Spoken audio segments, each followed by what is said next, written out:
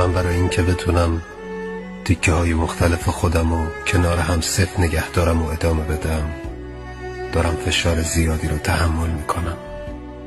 این که هم حواست به زندگی و دغدغه‌هات باشه، هم فکر این باشی که یهو فرو نریزی، کار خیلی سختیه. یه نقطه اینقدر فشار روته که کوچکترین مسائل میتونه خیلی اذیتت کنه.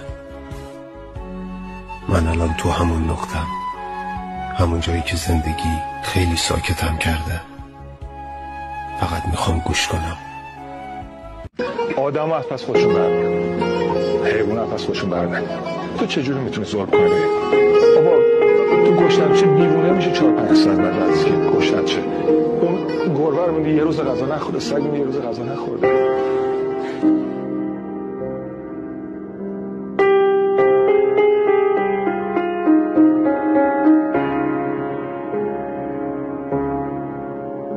من برای این که بتونم تیکه های مختلف خودم رو کنار هم صفر نگه دارم و ادامه بدم، دارم فشار زیادی رو تحمل میکنم.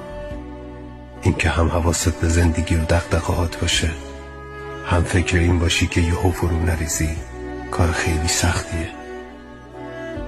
یه نقطه اینقدر فشار روته که کوچکترین مسائل میتونه خیلی اذیتت کنه. من الان تو همون نقطه‌ام، همون جایی که زندگی خیلی ساکتم کرده.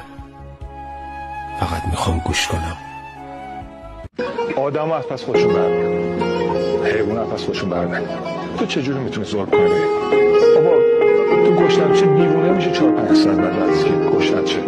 اون گربه رو میدی یه روز غذا نخورده، سگ میدی یه روز غذا نخورده.